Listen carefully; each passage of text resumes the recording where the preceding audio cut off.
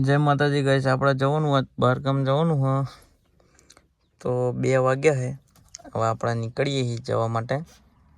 તો ગાઈસ આપણે પહોંચી ગયા શંકેશ્વર અને આપણે કામ પતાવીને નીકળી ગયા ઘરે જવા માટે.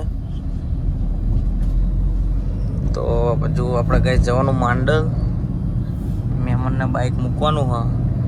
મહેમાન બાઇક મૂકે પછી આપણે મહેમાનને લઈ પછી નીકળશું ઘર માટે.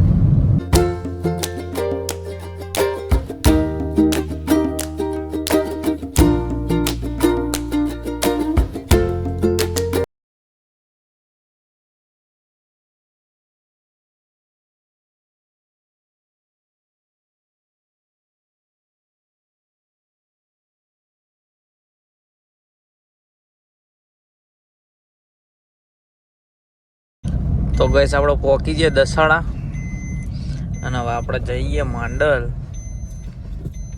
મહેમાનને બાઇક આપવાનું હોય ગાઈસ, તો આપણે માંડલ જઈએ. બ્લોગમાં બન્યા રહેજો ગાઈસ, અને બ્લોગ કેવો લાગે કોમેન્ટ કરી દેજો. તો ગાઈસ આપણે પહોંચી ગયા માંડલ, આ સર્કલ. હવે આપણે નીકળીએ ઘરે જવા માટે.